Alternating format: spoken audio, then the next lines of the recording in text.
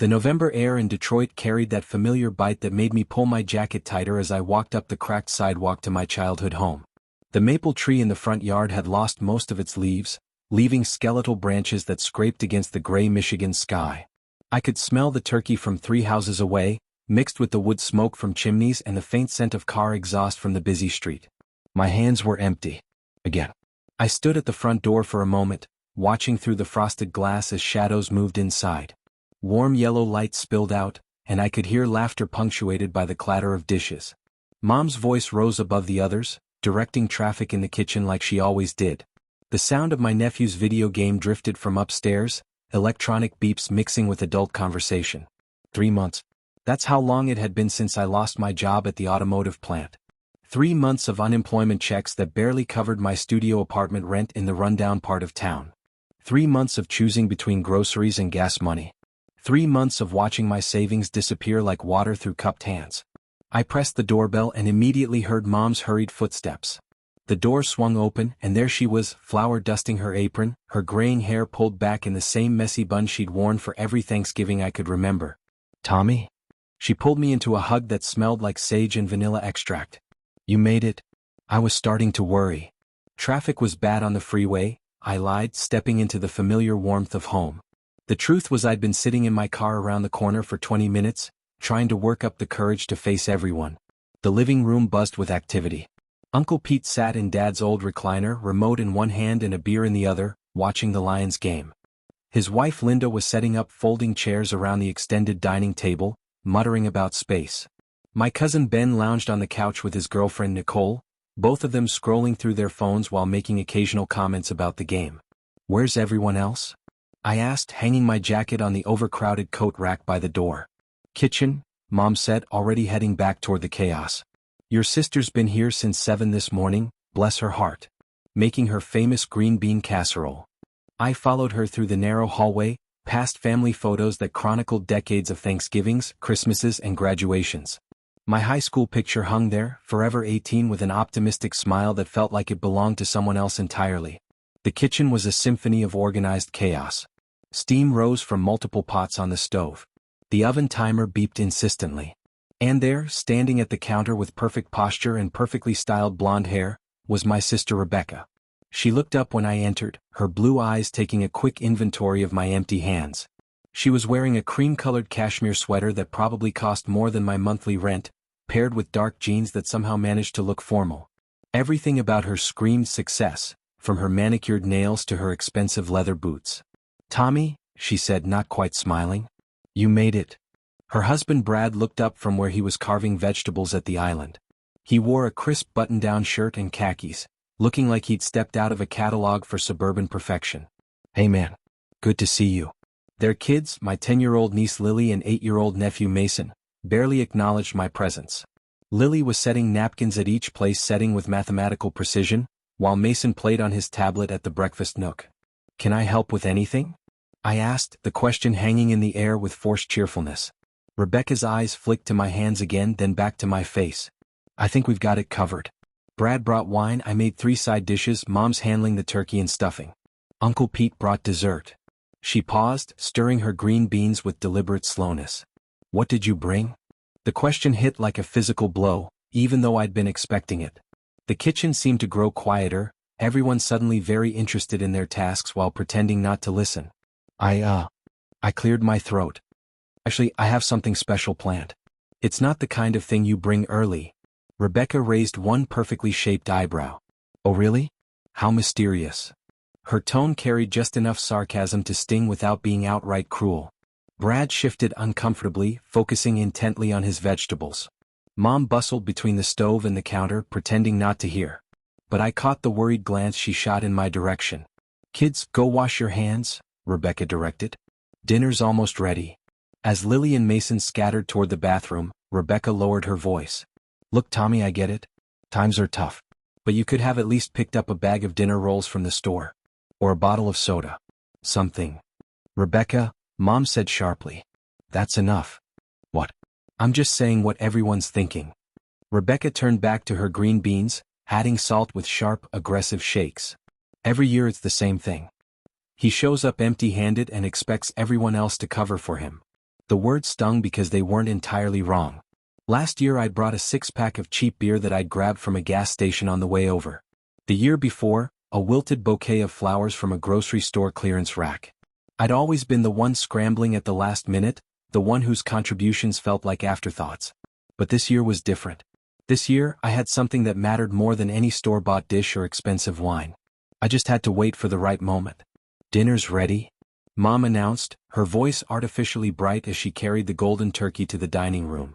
We all filed in, taking our usual seats around the extended table. The dining room felt smaller than I remembered, crowded with mismatched chairs and generations of accumulated furniture. The good china came out only twice a year, and seeing it always made me think of Dad, who'd insisted on using paper plates for everything except Thanksgiving and Christmas. Uncle Pete said grace, his voice rough from years of cigarettes but warm with genuine gratitude. We held hands around the table, and I felt Lily's small fingers in my right hand and Mom's familiar grip on my left.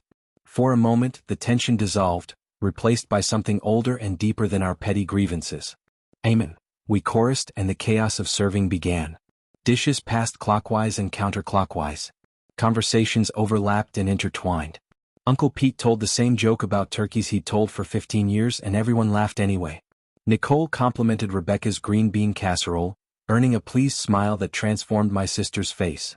I filled my plate and listened, contributing when spoken to but mostly observing. This was my family, complicated and flawed but undeniably mine. Rebecca might judge my empty hands, but she also made sure I got the drumstick she knew I preferred. Mom fussed over everyone's plates, making sure Uncle Pete got extra stuffing for his heart medication and that the kids had vegetables they'd actually eat. "So Tommy," Brad said between bites of turkey, "how's the job search going?" The question settled over the table like a blanket of uncomfortable silence. Forks paused halfway to mouths.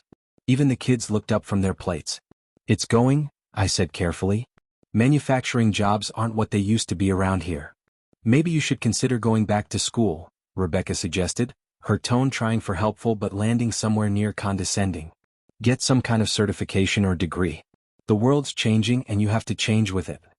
"Easy to say when someone else is paying for it," I replied, immediately regretting the sharpness in my voice. Rebecca's face flushed. "That's not fair. Brad and I worked hard for what we have." "I'm not saying you didn't. I'm just saying not everyone has the same opportunities." "Opportunities?"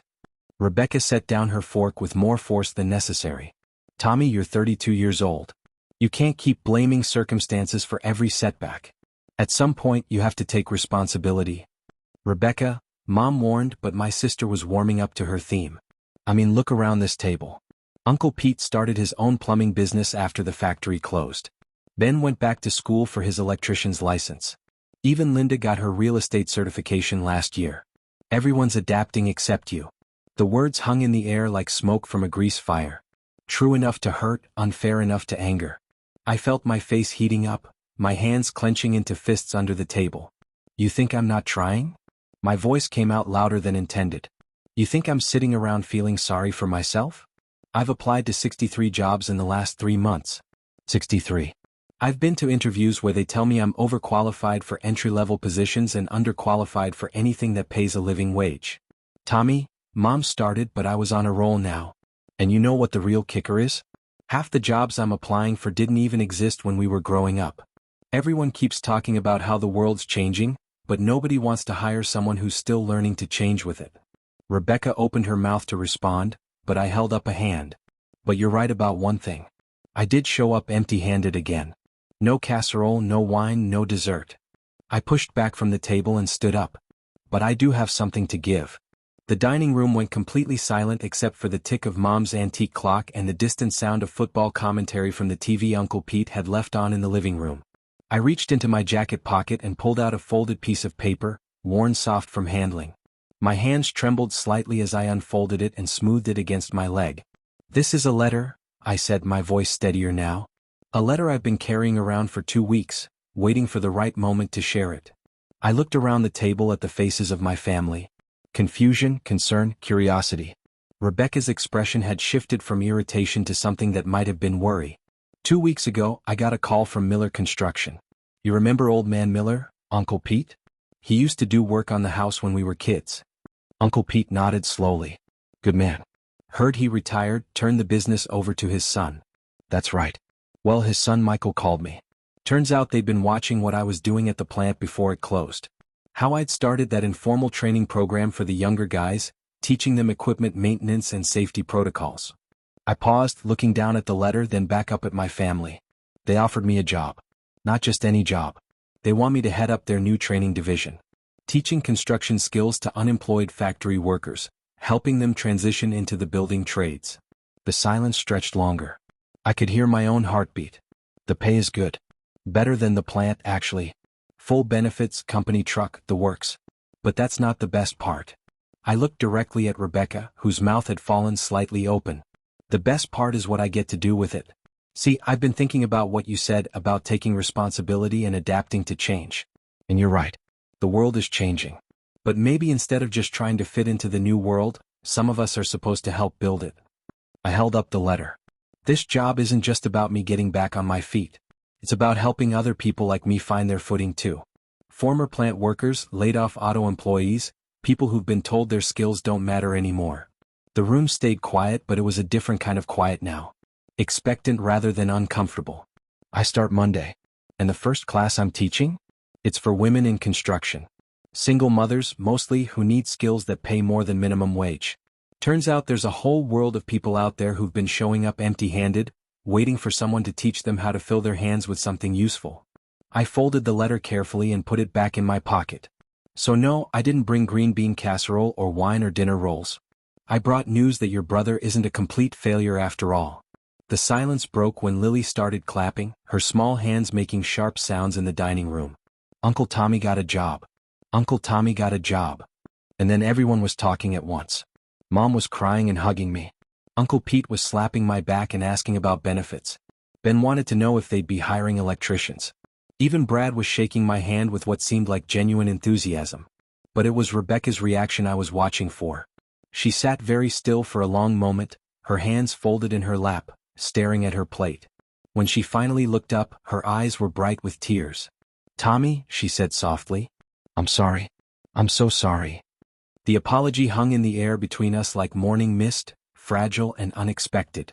Rebecca's tears caught the warm light from Mom's chandelier, the same fixture that had illuminated decades of family dinners, arguments, celebrations, and reconciliations. "You don't need to apologize," I said, settling back into my chair. But even as I spoke, I knew that wasn't entirely true. The words she'd spoken had carved deep, exposing wounds I'd been trying to ignore. "No, I do." Rebecca wiped her eyes with her napkin, leaving a small streak of mascara. "I've been so focused on having everything perfect, on proving that we're doing well, that I forgot what really matters." Brad reached over and squeezed her hand. "Honey, we all say things we don't mean when we're stressed. But I did mean it. That's the problem."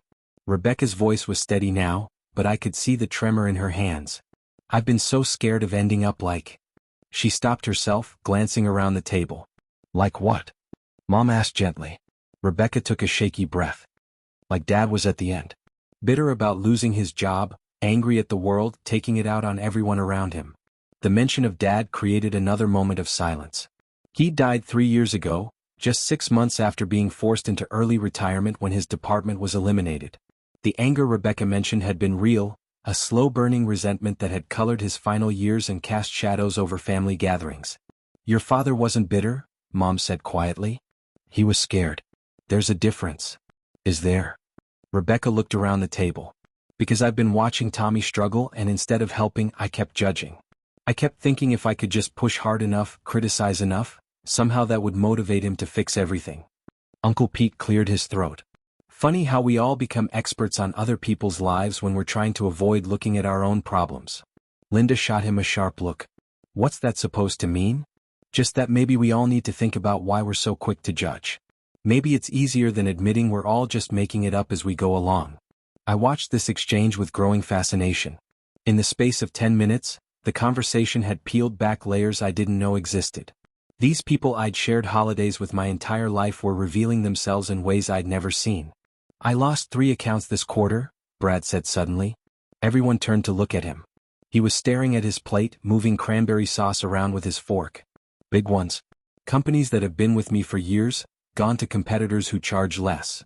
Rebecca stared at her husband. "You never told me that." Because you were already stressed about everything else. The kids' school, your mom's health, the mortgage refinance. I didn't want to add to it.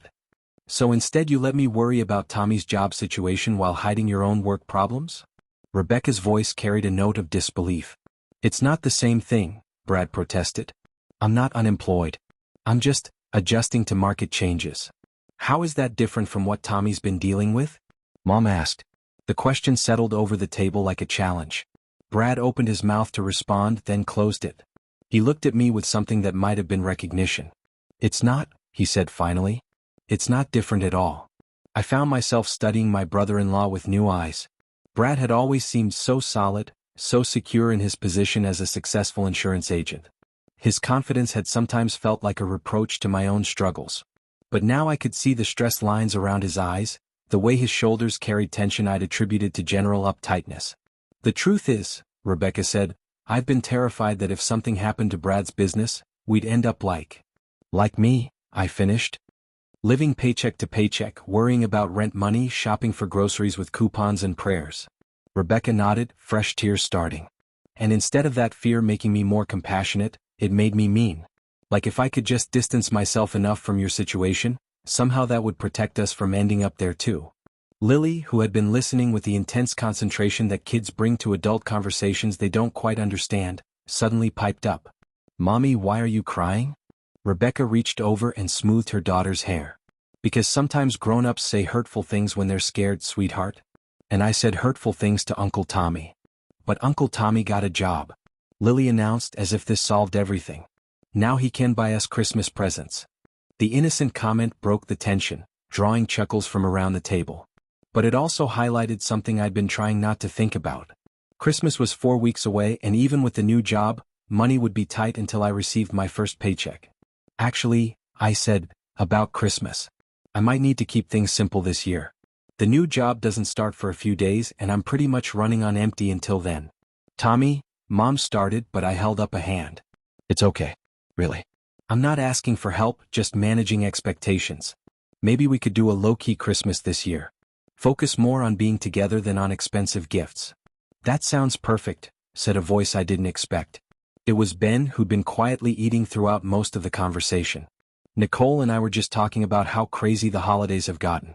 Last year we spent $2,000 on gifts and ended up stressed out and broke in January. Nicole nodded enthusiastically. We kept buying things because we felt like we had to, not because anyone really needed them. Maybe Tommy's got the right idea. A simple Christmas, Mom mused. Your grandmother used to tell stories about Christmases during the Depression. One orange in the stocking was a luxury. But she always said those were some of the happiest holidays she remembered. Uncle Pete laughed. Because it wasn't about the stuff. It was about surviving another year with the people who mattered. I felt something shift in the room, a subtle change in the atmosphere that had nothing to do with the temperature. The earlier tension was dissolving, replaced by something warmer and more genuine than our usual holiday interactions. You know what? Rebecca said, looking around the table. I have an idea.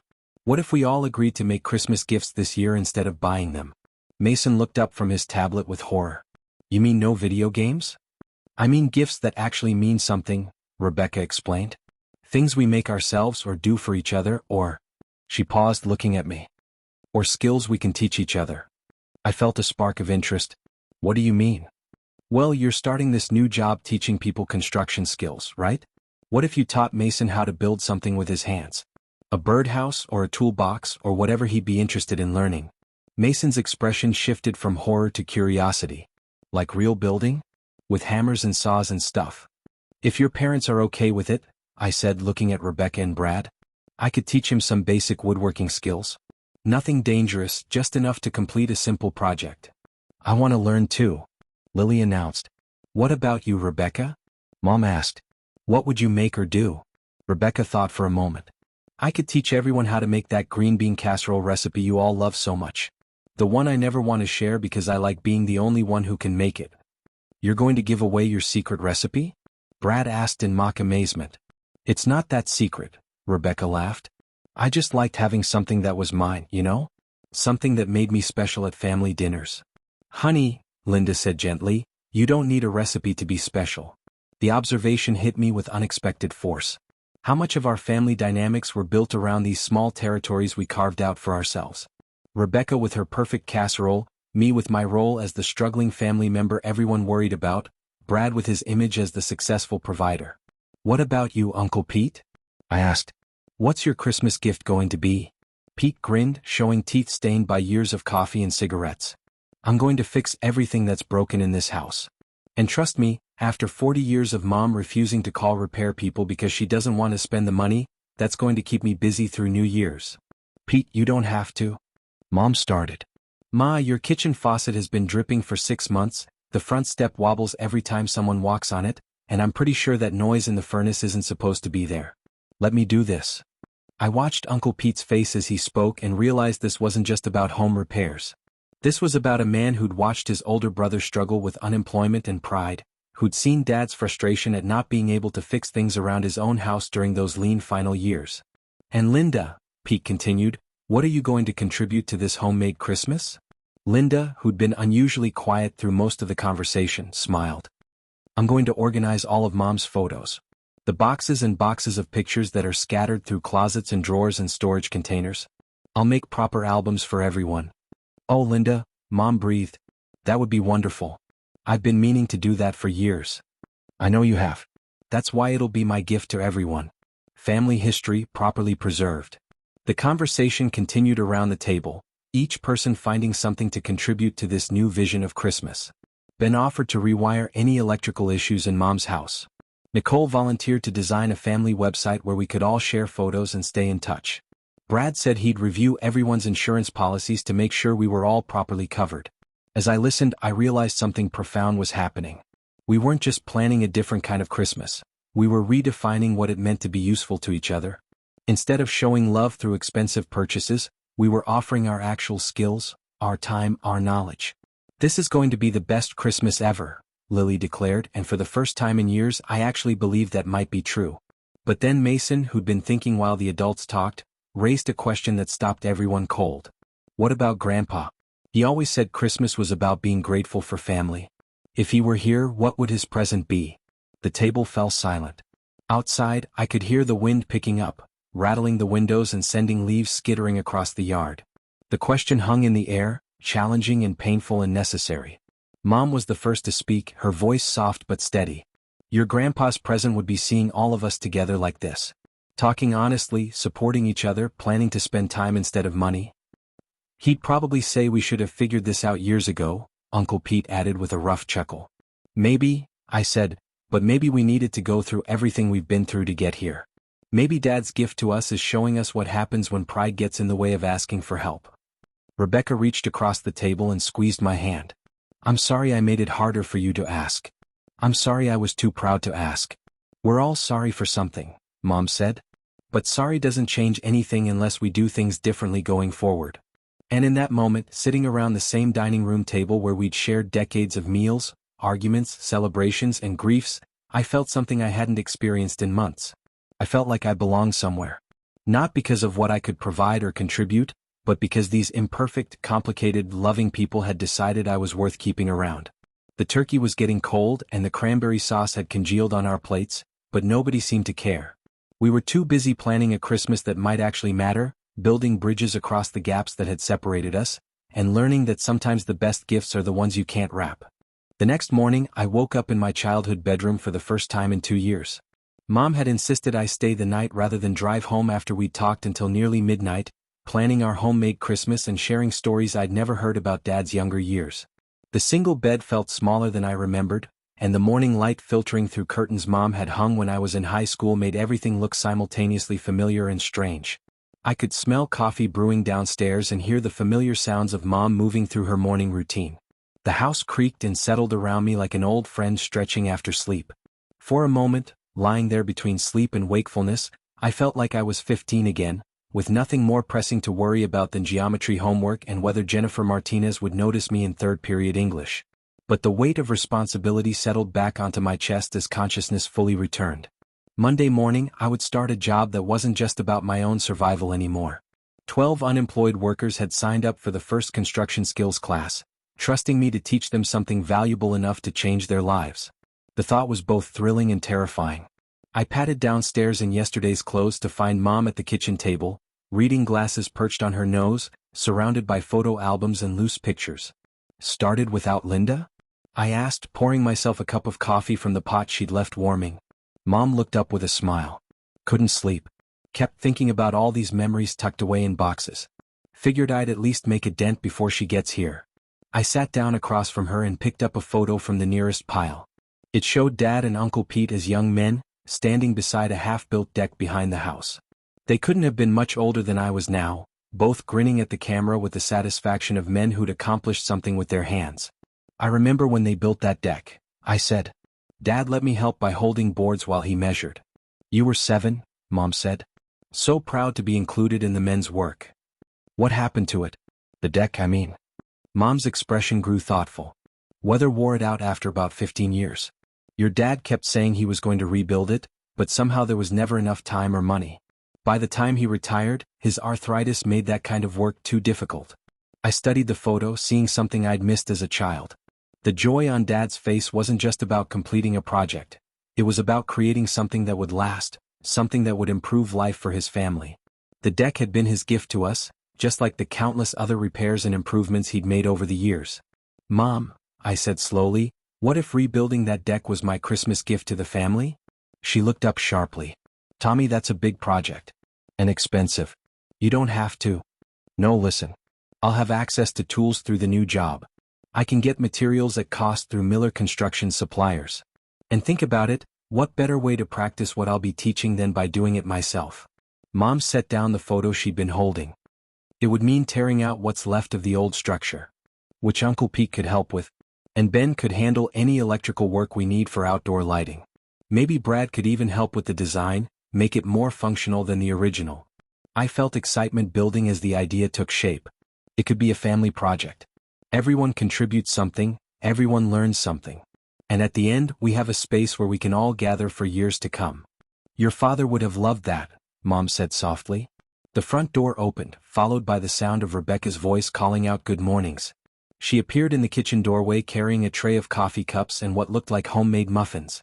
I brought reinforcements, she announced, setting the tray on the counter. Figured you two would be up early making plans.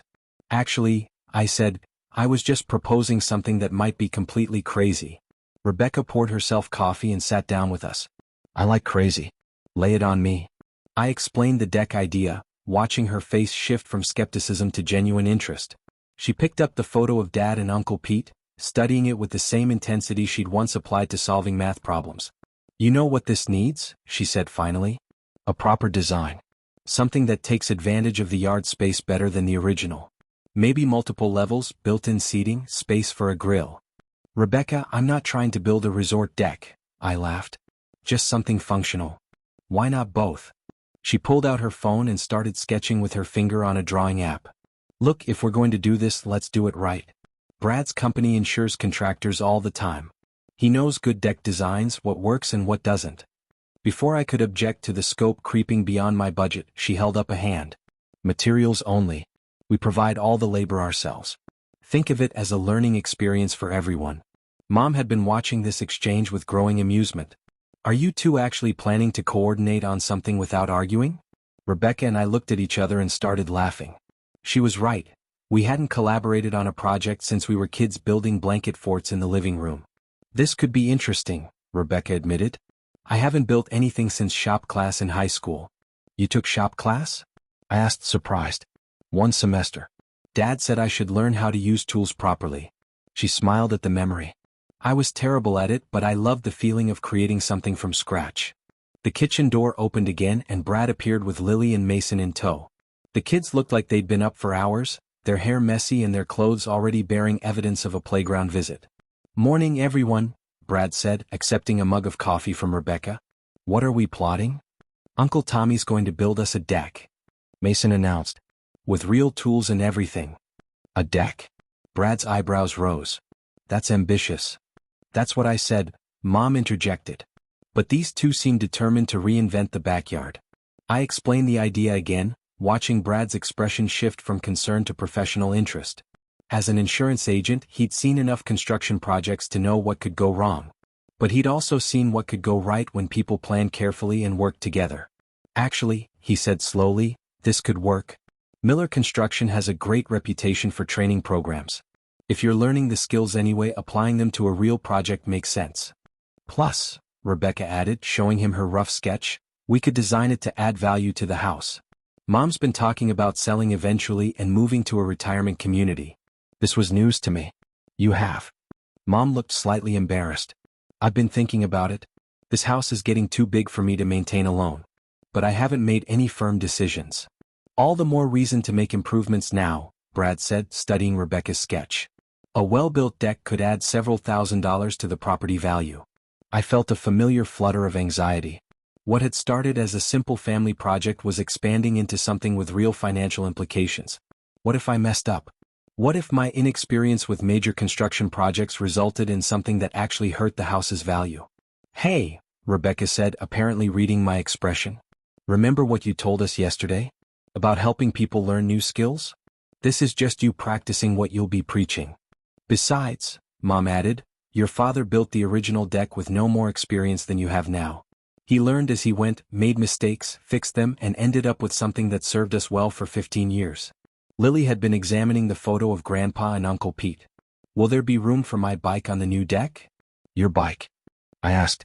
For when it rains and I can't ride outside. Mommy says I could practice riding in circles if there was enough space. I looked at the small girl seriously. That's an excellent design consideration. We'll make sure there's space for bike practice. Mason, not to be outdone by his sister, chimed in. And could we have a place for my robotics projects? Somewhere I could work on them outside when the weather's nice. A workspace area, I nodded, looking at Mason seriously. We can definitely incorporate that into the design. As the morning progressed, more family members arrived to help with photo sorting and contribute to the deck planning discussion. Uncle Pete brought his measuring tape and spent an hour in the backyard, muttering calculations and making notes on a piece of scrap paper. Ben arrived with Nicole and immediately started talking about outdoor electrical options.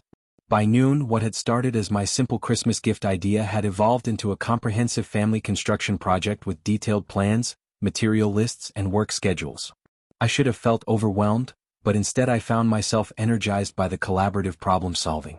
Okay, I said, standing at the kitchen island where we'd spread out plans, photos, and lists. Let me make sure I understand what we're committing to here. I looked around at the faces of my family, all focused on me with an attention I wasn't used to receiving. We're going to tear down the existing deck structure over the next 2 weekends. Uncle Pete and Ben will handle the demolition and electrical planning. Rebecca and Brad will finalize the design and help me calculate materials. Mom will coordinate schedules and keep us fed during work sessions. Nods around the room.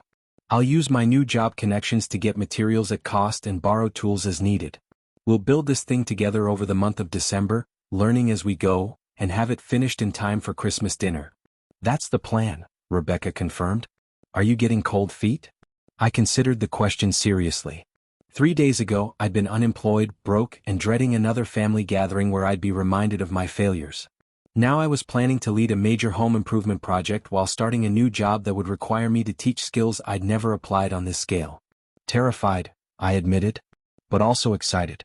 I can't remember the last time I looked forward to something this much. That's the spirit, Uncle Pete laughed. Nothing worth doing is ever easy. Linda arrived mid-afternoon with boxes of photo supplies and immediately commandeered the dining room table.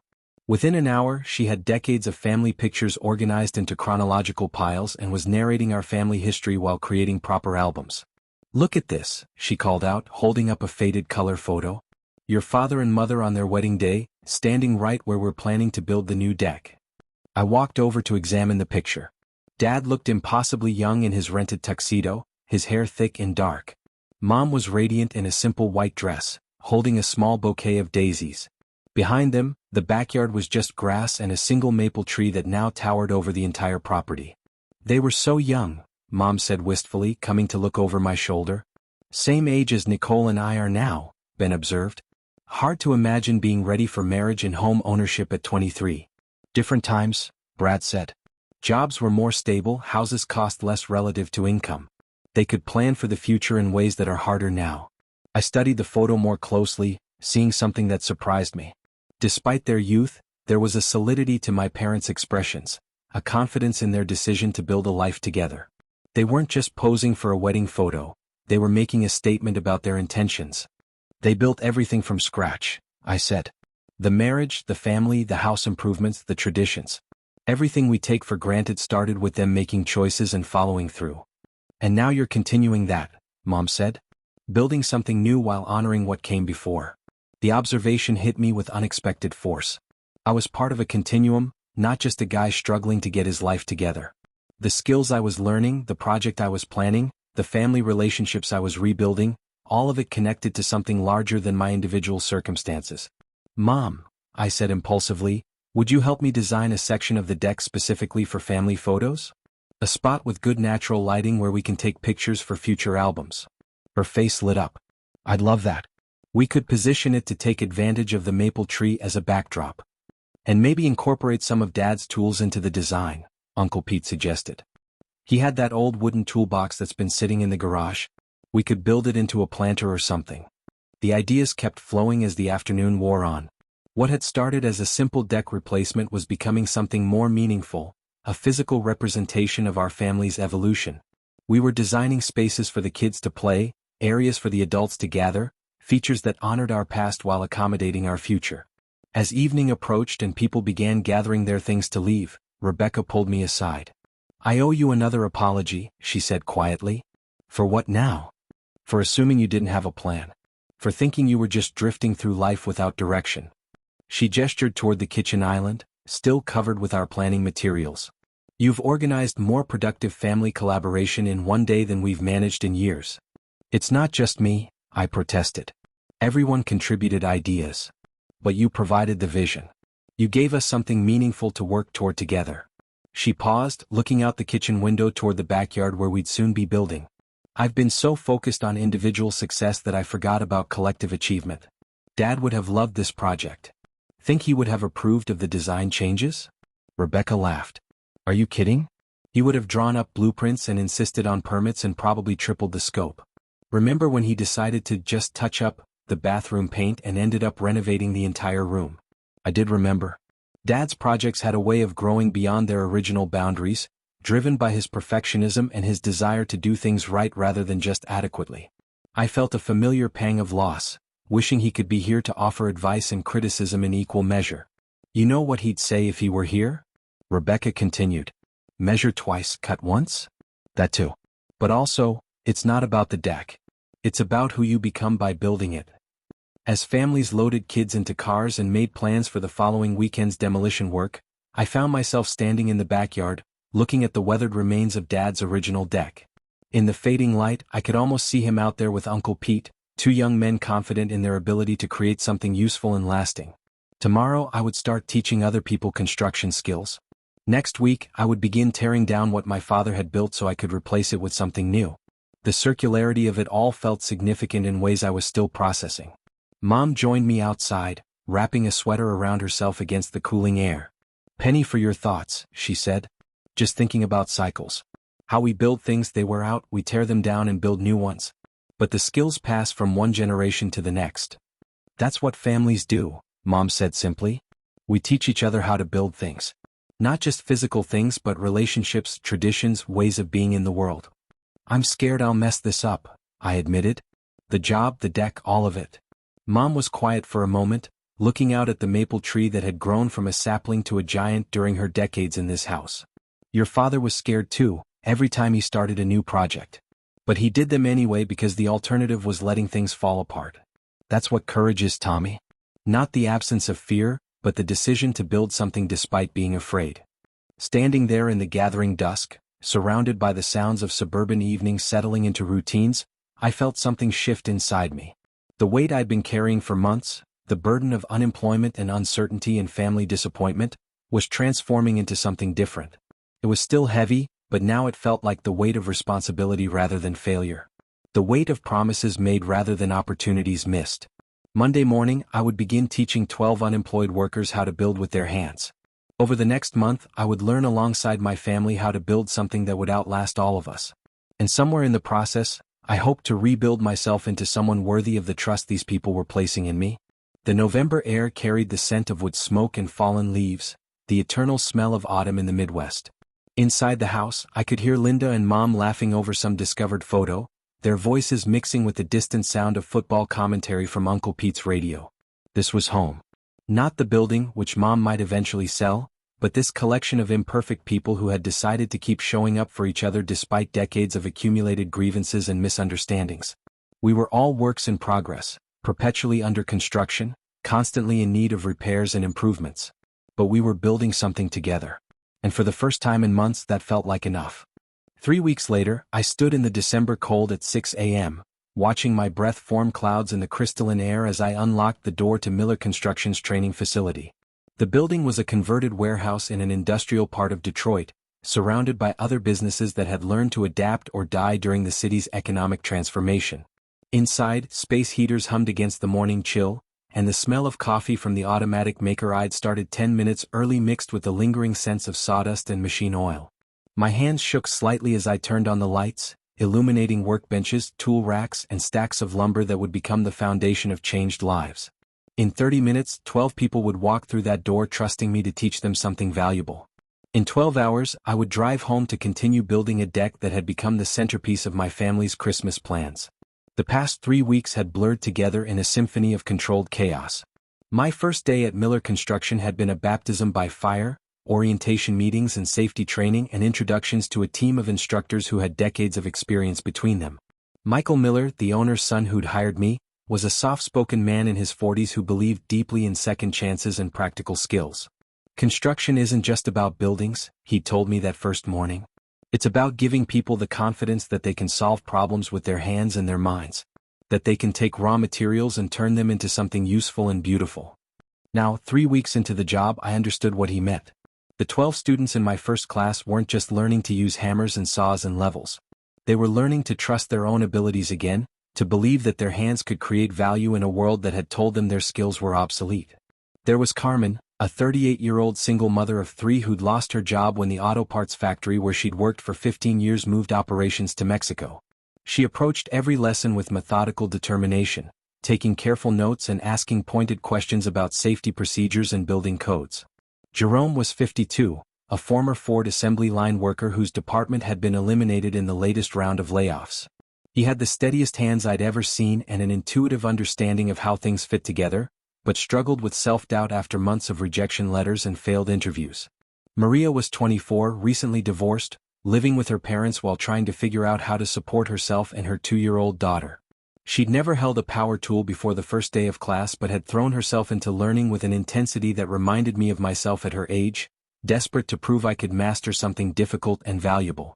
Each of them carried stories of disruption and adaptation, of dreams deferred and plans revised. And somehow I was supposed to help them build new futures with wood and nails and careful measurement. The first few days had been terrifying. I'd lie awake at night reviewing lesson plans and wondering if I really knew enough to teach anyone anything. But gradually, as I watched my students gain confidence and skill, something wonderful had happened. I'd started to believe in what I was doing. The training facility door chimed as Jerome arrived, 15 minutes early as he had every day since the program started. He was a quiet man with graying temples and hands that told stories of decades working with machinery. "Morning, Tommy," he said, hanging his jacket on one of the hooks I'd installed near the entrance. "Ready for another day of turning amateurs into experts?" "Getting there," I replied, checking the lesson plan I'd prepared the night before. Today we were learning about foundation principles, both literal and metaphorical. How to ensure that whatever you're building has solid support underneath. Carmen arrived next, followed closely by Maria and the others. By 6:30, all 12 students were gathered around the main workbench, coffee cups in hand, ready to learn something new about the ancient craft of construction. "Today we're talking about foundations," I began, the nervousness I'd felt every morning for 3 weeks finally beginning to settle into something resembling confidence. Not just the concrete and gravel that goes under a building, but the principles that make any construction project successful. I gestured toward a display I'd set up showing different types of foundations: slab, crawl space, full basement, post and beam. Each had advantages and challenges, each was appropriate for different situations and soil conditions. "The foundation you choose depends on what you're building, where you're building it, and how long you need it to last," I continued. "But in every case, the foundation is what everything else depends on. Get it wrong and nothing above it will be stable." Jerome raised his hand. "Is that why you spend so much time on safety procedures?" "Because safety is the foundation for everything else we do." The question pleased me more than I could express. Exactly. Safety isn't just about following rules. It's about creating conditions where learning and building and growing can happen without unnecessary risk. We spent the morning working through foundation principles, both theoretical and hands-on. The students practiced measuring and leveling, calculating load distributions and material requirements. They asked intelligent questions and helped each other understand concepts that had once seemed foreign and intimidating. During lunch break, I sat outside the training facility eating a sandwich and thinking about the parallel construction project happening at Mom's house. Rebecca had texted me photos of the weekend's demolition work. Uncle Pete and Ben methodically dismantling the old deck while Brad and the kids cleared debris. The work was progressing faster than I'd expected, helped by unseasonably warm December weather and the enthusiasm of family members who discovered they enjoyed working with their hands. My phone buzzed with another message from Rebecca. Foundation pour scheduled for Saturday. You better be there to supervise, Mr. Construction Expert. The teasing tone made me smile, but it also highlighted the strange duality of my current situation. At work, I was the instructor, the person others looked to for knowledge and guidance. At home, I was still learning alongside everyone else, making up expertise as I went along. Carmen joined me at the picnic table outside the facility, unwrapping a sandwich that smelled like her grandmother's cooking. "Can I ask you something personal?" she said. "Sure. How did you know you could do this job? Teach people, I mean. You seem so confident in there, but you're not that much older than some of us." The question cut to the heart of my own doubts and discoveries. Honestly, I didn't know. I'm still figuring it out every day. Carmen looked surprised. Really? You act like you've been teaching forever. 3 weeks, I laughed. I've been doing this for 3 weeks longer than you have. The difference is I started learning these skills 15 years ago at my first job, and I've been building on that foundation ever since. But what if I'm too old to start over? What if I can't learn enough fast enough to make this work? I studied Carmen's face, seeing the fear and determination warring in her expression. She was older than I'd been when I started learning construction, but she brought life experience and work ethic that were just as valuable as technical knowledge. "My sister told me something interesting the other day," I said. "She said it's not about the building you create, it's about who you become by creating it. Every skill you learn, every problem you solve, every mistake you make and fix, it all becomes part of who you are."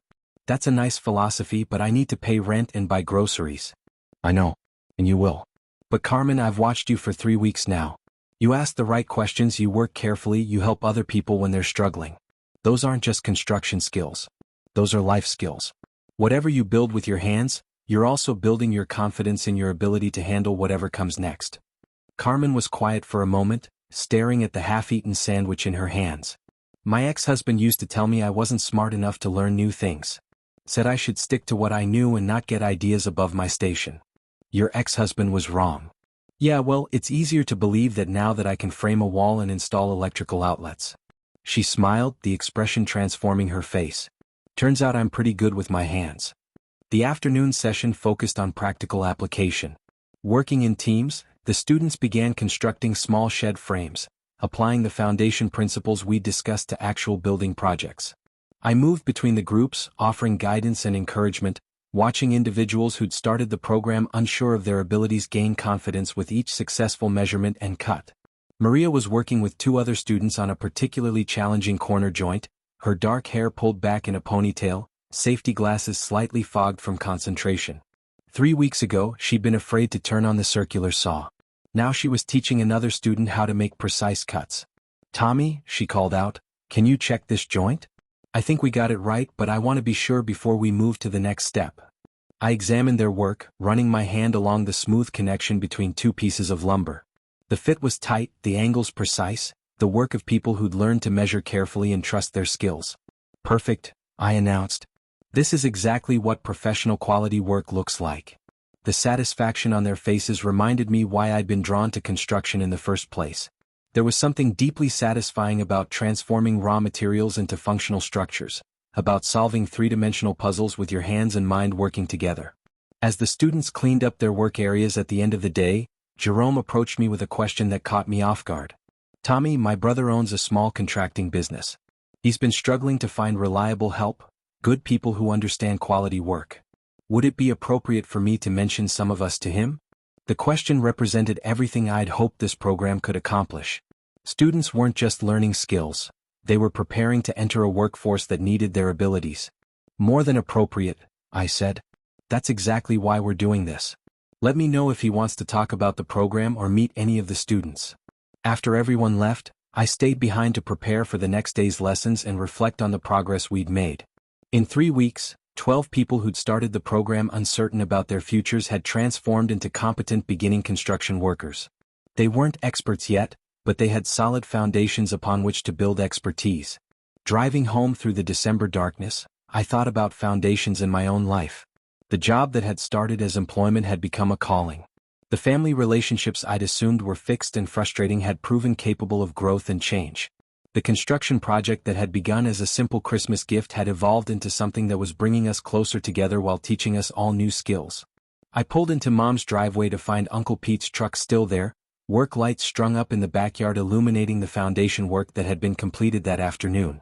The old deck was completely gone now, replaced by precisely measured concrete footings that would support something larger and more ambitious than Dad's original design. Inside, I found the family gathered around the kitchen table, which had become our unofficial project headquarters.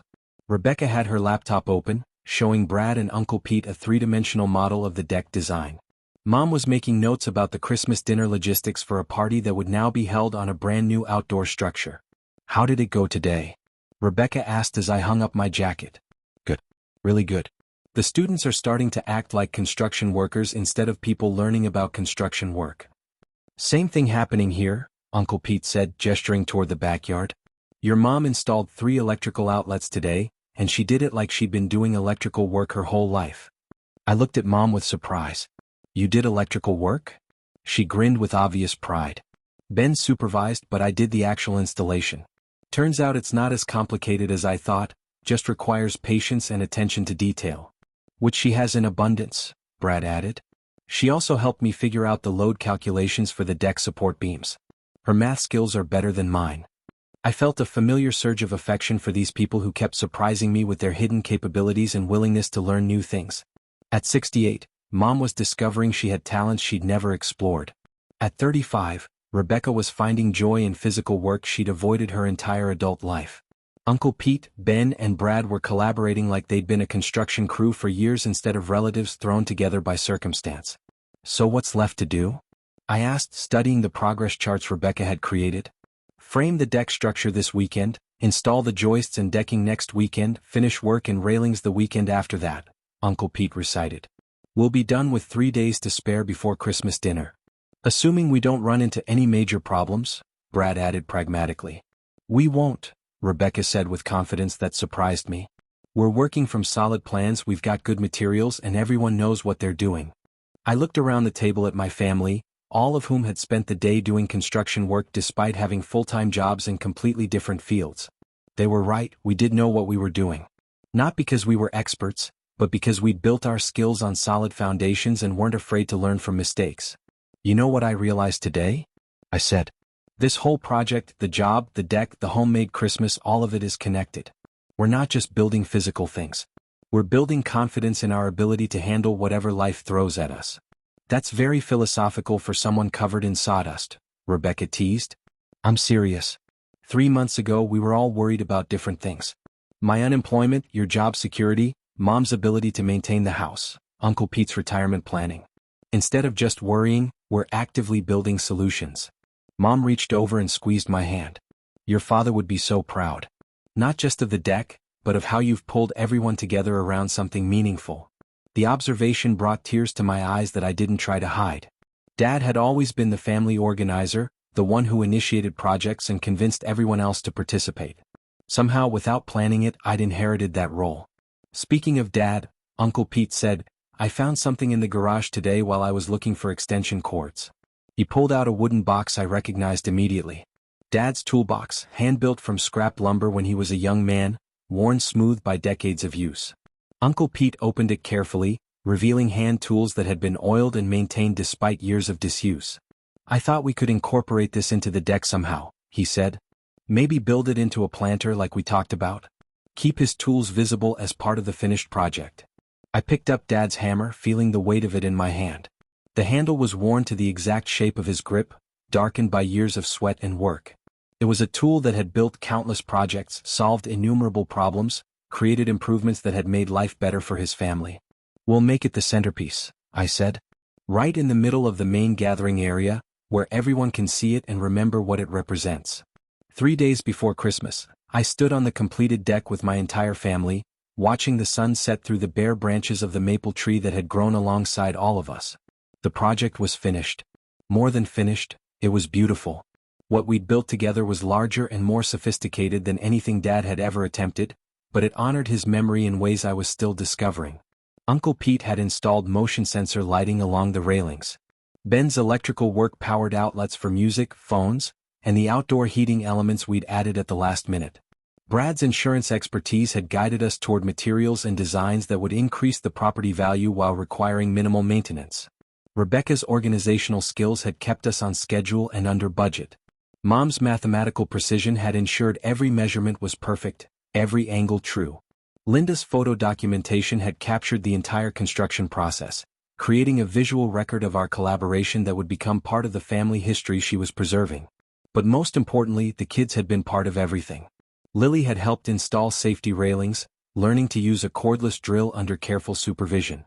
Mason had assisted with measuring and had designed a corner workspace where he could tinker with robotics projects during good weather. The deck was larger than the original, with multiple levels and built-in seating that could accommodate our entire extended family plus guests. Dad's toolbox had been incorporated into a raised planter at the center of the main gathering area, filled with winter-hardy plants that would bloom in spring. His tools remained visible through a glass panel, preserved but not forgotten. "It's perfect," Mom said, her arm linking through mine as we stood together looking out at our handiwork. "It's better than perfect," Rebecca added. "It's exactly what we needed, even though we didn't know we needed it." Christmas dinner had been everything I'd hoped and more. Instead of expensive gifts, we'd exchanged the things we'd promised. Skills taught and learned, services provided, knowledge shared. Rebecca had spent the morning teaching Mason, Lily, and me how to make her famous green bean casserole. Uncle Pete had fixed everything broken in Mom's house and installed new smoke detectors for safety. Ben had rewired the basement lighting and taught Brad basic electrical troubleshooting. Nicole had created a family website where we could all share photos and coordinate future projects. Linda had presented everyone with beautifully organized photo albums that told our family story in pictures. But my gift to the family had been the deck itself, and more than that, the experience of building something together. We'd learned that we were more capable than we'd known, more collaborative than we'd expected, and more connected than we'd realized. As evening settled over Detroit and the December air grew crisp, I found myself thinking about the students in my construction class. Carmen had been hired by Jerome's brother to work on residential renovations. Maria had been accepted into an advanced carpentry program that would prepare her for commercial construction work. 3 other students had formed a small contracting partnership, using skills learned in our program to start their own business. I was no longer just Tommy, the unemployed family member who showed up empty-handed. I was Tommy, the construction instructor, the deck builder, the family organizer, the man who'd turned his lowest point into a foundation for growth. "Uncle Tommy," Lily called out, running across the deck toward where I stood with the adults. "Mason says you're going to teach him how to build a treehouse in the spring." I looked over at Mason, who was sitting in his designated workspace corner, sketching something in a notebook by the light of one of Ben's perfectly installed outdoor fixtures. "Did he now?" I said, walking over to see what he was drawing. The sketch showed a surprisingly detailed treehouse design, complete with measurements and structural notes that someone his age shouldn't have been able to conceptualize. "I've been reading about load-bearing principles," Mason explained seriously. "And I think if we use the maple tree's main trunk as the central support, we could build a platform that would hold at least 4 people safely." I stared at my 8-year-old nephew, seeing something I'd missed before. He hadn't just been watching us build, he'd been learning. Really learning. The construction project had awakened something in him, a passion for creating and problem-solving that went beyond his usual interest in robotics. "You know what, Mason? I think a treehouse sounds like an excellent spring project." "Really?" His face lit up with the same expression I'd seen on my construction students when they successfully completed their first major joint. "Really? But first, you'll need to learn some basic carpentry skills. Maybe you could start by building something smaller. A birdhouse or a tool caddy for Grandma's garden tools. Can Lily help?" I looked over at my niece, who was listening intently while pretending to arrange the winter plants in Dad's memorial planter. "If she wants to learn, absolutely. Construction is for anyone willing to work safely and follow instructions. I want to learn, Lily announced. And I want to paint whatever we build. Can we use bright colors? Any colors you want, I promised. Rebecca appeared at my shoulder, having overheard the conversation. Are you sure you want to take on 2 more students? You're already teaching a full class and working on expanding the program. She was right about the expansion. Miller Construction had been so impressed with the success of my first class that they'd asked me to develop curriculum for additional programs. Advanced carpentry, electrical basics, plumbing fundamentals. What had started as a single class was growing into a comprehensive retraining center. I think I can handle 2 very motivated students who happen to be family, I said. Besides, they'll learn faster than most adults. Kids don't have preconceived notions about what they can't do. Mom joined our conversation, carrying a tray of hot chocolate that steamed in the cold air. Your father would have loved this. Teaching the grandchildren to build things, passing down skills to another generation. Speaking of passing things down, I said, I've been thinking about Dad's workshop in the basement. Most of his tools are still there, just collecting dust. Maybe it's time to set it up as a proper workspace again. For the kids to use? Rebecca asked. For all of us. A family workshop where anyone can come to build or repair things. The kids could have their own section with age-appropriate tools. Adults could tackle bigger projects. It could be our year-round construction classroom. Uncle Pete, who'd been checking the structural integrity of the deck railings one more time, looked up with interest. That's not a bad idea. I've got tools sitting in my garage that I hardly use anymore. We could pool our resources, set up a really functional space. And I could teach everyone basic electrical safety, Ben added. Make sure the workshop has proper lighting and outlets. As the conversation continued, I realized we weren't just talking about converting Dad's old workspace. We were designing the next phase of our family's evolution. The deck project had taught us that we were more capable than we'd known, more collaborative than we'd expected. Now we were planning to make that collaboration permanent. You know what this means, don't you? Brad said, sipping his hot chocolate while studying Mason's treehouse sketches. What? It means you're not just Tommy who got his life back together. You're Tommy who brought the whole family together around something meaningful. You've become the center of our construction universe. The observation should have felt like pressure, but instead it felt like purpose. I thought about the students in my classes, people like Carmen and Jerome and Maria who discovered they were capable of more than they'd imagined. I thought about Rebecca learning that perfection wasn't as important as participation, and Mom finding out she had talents she'd never explored. It's not about me being the center, I said. It's about all of us discovering that we can build things together. That we can solve problems and create solutions and support each other in ways we'd never tried before. That's very profound for a guy who was unemployed 3 months ago, Rebecca teased, but her tone was warm. 3 months ago, I thought my biggest problem was finding a job. Turns out my biggest opportunity was finding out what I was really capable of. As the evening wound down and families began gathering their things to leave, I found myself standing alone on the deck for a few minutes, looking out at the backyard that had been transformed by our collective effort. The maple tree stood unchanged, but everything around it reflected the work we'd done together. Mom joined me at the railing, wearing Dad's old work jacket over her sweater. He would be so proud, she said simply. I hope so. I know so. Not just of what you've built, but of who you've become. And not just you, all of us. This project brought out the best in everyone. I thought about that as people called out final goodnights and engines started in the driveway. The deck was finished, Christmas was over, but something larger had begun. We'd learned that we could create things together, that we could support each other through challenges, that we could find joy in collaborative work. More than that, we discovered that building things with your hands changes you in ways that go far beyond the physical structures you create. Every cut measured twice, every level checked carefully, every joint fitted precisely had built confidence along with the deck itself. My phone buzzed with a text from Carmen. Started my first paying construction job today. Thank you for teaching me that I could do this. Another message from Jerome.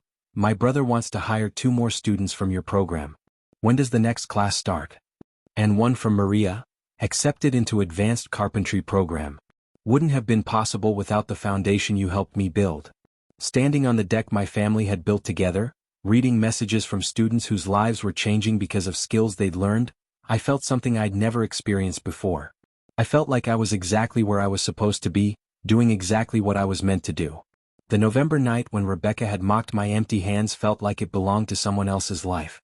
Now my hands were capable of building, teaching, creating, and healing. They were hands that knew the weight of tools and the satisfaction of work well done. They were hands that could help others discover their own capabilities. 6 months later, I stood in that same backyard, but everything had changed again. The maple tree was full of green leaves now, and Mason's treehouse was nearing completion in its strong branches. Lily had painted it bright yellow with purple trim, colors that made everyone smile when they looked up from the deck below. The family workshop in the basement had become a hub of activity. Uncle Pete taught weekend woodworking classes for neighborhood kids. Rebecca had discovered a talent for furniture refinishing and was turning it into a small side business. Mom had learned to use power tools with confidence that amazed everyone who'd known her as someone who called repair services for everything. My construction training program had expanded to serve over 100 students annually. Carmen now worked as my assistant instructor, teaching safety protocols with the authority of someone who'd learned them from the ground up. Jerome had started his own small contracting business with 3 other program graduates. Maria was completing her advanced certification and planned to specialize in historic building restoration. But perhaps most importantly, our family had learned something that would last long after the deck weathered and the treehouse needed repairs. We'd learned that we were more resilient than we'd known, more capable than we'd imagined, and more connected than we'd ever been. Standing there in the summer evening watching my nephew and niece put finishing touches on their treehouse while the adults shared stories and laughter on the deck below, I understood that the real gift hadn't been the job offer I'd announced that Thanksgiving night. The real gift had been the journey we'd taken together, the things we'd built with our hands and hearts, the confidence we'd constructed alongside the physical structures. I was no longer the family member who showed up empty-handed. I was the family member who had helped everyone discover what their hands could build. And in teaching others to construct things that would last, I'd learned the most important lesson of all, that the strongest foundations are built not from concrete and steel, but from the belief that ordinary people can create extraordinary things when they work together with patience, skill, and love. The story wasn't ending, it was just beginning. There would be more students to teach, more projects to build, more challenges to overcome. But now I knew that empty hands weren't a sign of failure. They were simply hands waiting to be filled with purpose, tools, and the satisfaction that comes from building something that matters. That November evening when I'd walked up to Mom's front door with nothing to contribute seemed like a lifetime ago. Now I understood that I'd been wrong about having empty hands. They had never been empty. They had always been full of potential, waiting for the right moment, the right opportunity, the right people to help me discover what they were capable of creating. The weight I'd carried that night, the shame of showing up with nothing to give, had transformed into something entirely different. Now I carried the weight of responsibility, of trust, of promise. It was heavier in some ways, but it was a weight I chose to bear. It was the weight of a man who had found his purpose. As the evening stars began to appear over Detroit, and the sound of children's laughter mixed with adult conversation, I felt something I'd never experienced before, complete satisfaction with who I was and what I was building.